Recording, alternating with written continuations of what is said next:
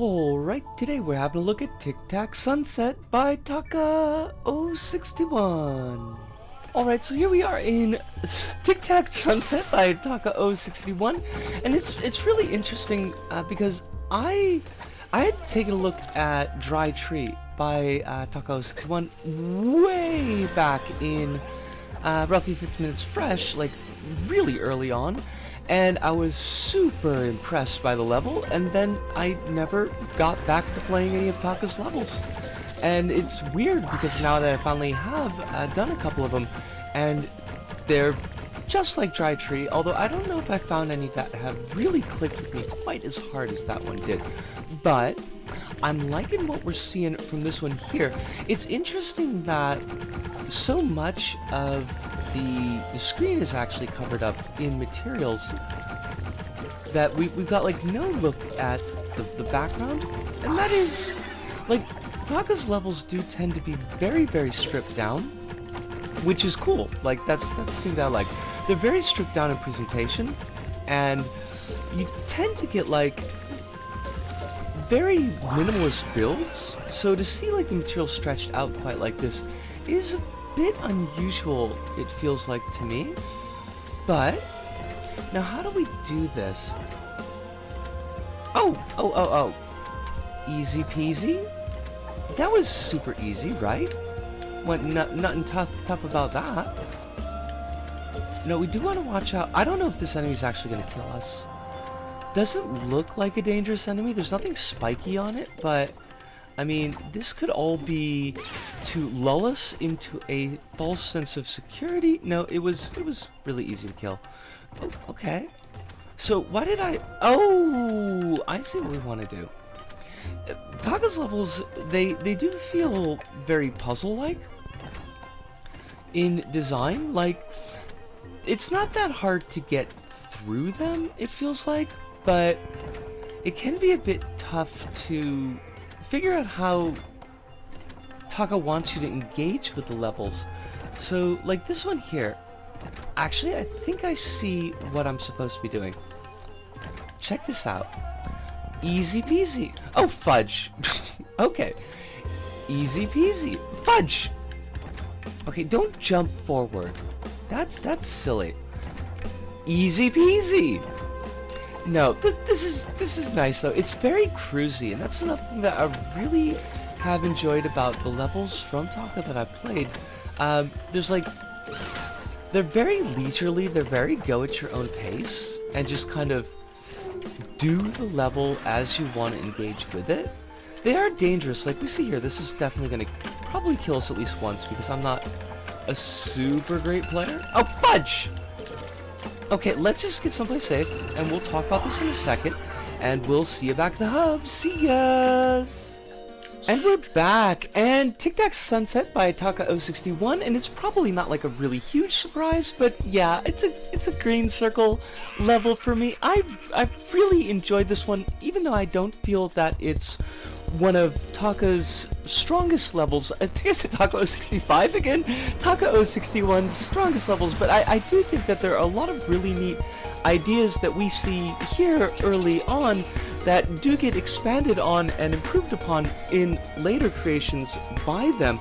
But as far as Tic Tac Sunset goes, and it's very much of Taka's mold of levels, you've got a very non-diegetic environment. It's very much a platforming environment. It's something that exists purely to sell this gameplay and this idea, and it's not really attempting to be a real-world environment. And that's give a little bit of freedom, I think, to how the environment is shaped and laid out that I think that Taka uses to really good effect here. Now, I talk a lot about how I like incidental movement in levels. I like a lot of character in levels, and you might think that because of that, and because of how much I focus on presentation, that I might rate Taka's levels a little bit more poorly, but I feel like the entire level itself is all part of the presentation, and the heavily mechanical nature of Taka's levels, where you've got everything is in this kind of syndicated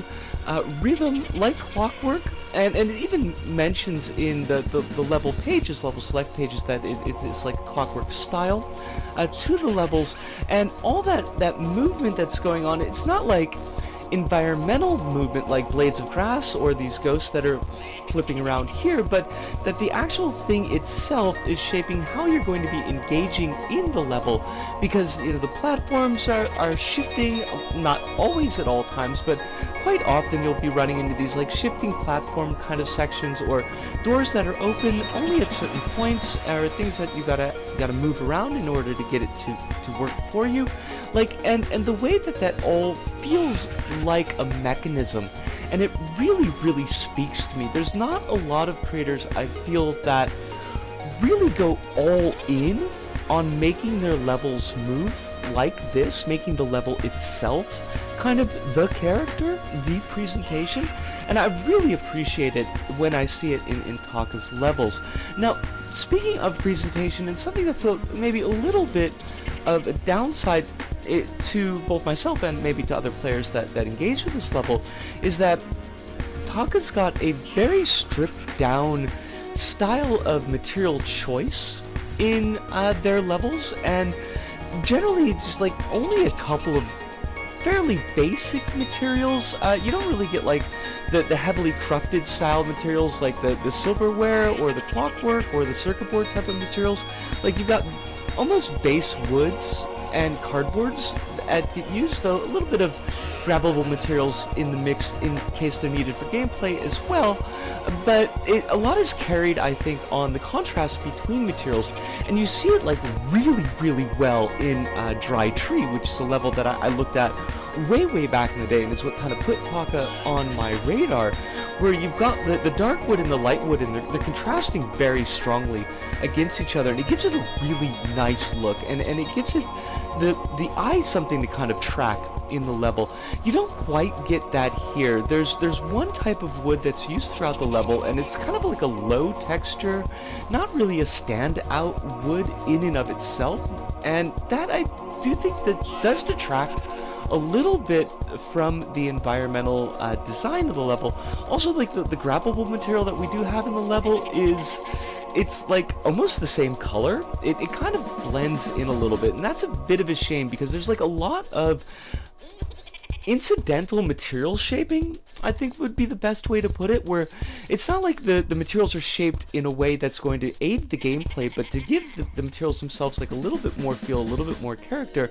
And you see that, I think, better when you've got contrasting materials that are showing it off, and it's sometimes a little bit hard to notice in this level. So that I do feel is a little bit of a downside, but like otherwise there's not really a lot of downsides in the level. The gameplay is fun, it's engaging throughout, it's got a very definitive pace to it, and that is something I think that if you haven't played a Taka 061 level, that you may have to kind of go in knowing that you're not really going to be able to force the level to move quicker than it's going to move. You're going to need to wait for things to line up so that you can progress, because they are kind of on these timers, and they are set to these particular locations.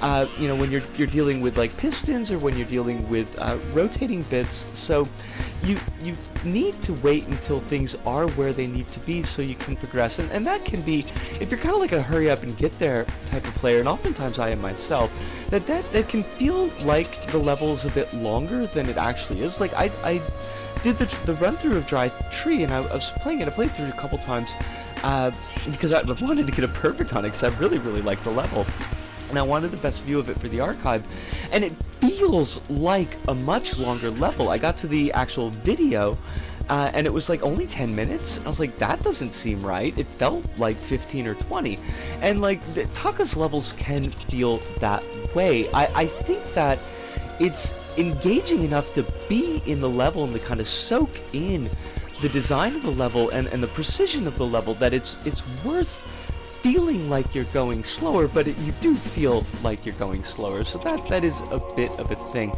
Now, there's not like, one of the downsides that there's not like a lot of character in the level. Like, you don't get like lots of bright splashes, you don't get a lot of decorations, you don't really get any decorations.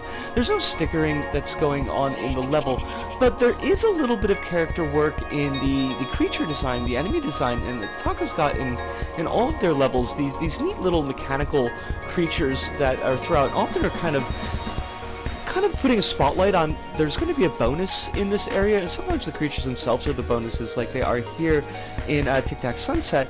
The ones that we've got here are cute and they are goofy, but they are very, very simple, and that should be pointed out. Like, I like them. I think that they're neat. It's like Marge holding the potato. I just think they're neat, but they are really simple, they are really goofy, and I think that you get a much better look at like what Taka does with their creatures, and why I think that their creatures are so neat in Dry Tree especially, but also in Gimmick Castle that we looked at on the archive like a couple of days ago. That those both have really, really neat creature designs that really fit in with the theming of the levels. So I think that if you want to see that, like, go to those levels, but also play this level, because this level's pretty fun. Honestly, like, there's not like really a lot negative for me to say about the level. There's, you know, you're gonna enjoy it. There's a lot of like in and out movement of layering, and sometimes I did find myself like accidentally jumping out of the level and getting myself killed when I just wanted to kind of hop one layer forward. But that was really on me and my engagement of the level. I don't think it was really anything that the level was doing that was particularly unfair. You do want to be careful sometimes. Taka's cameras tend to be flat on.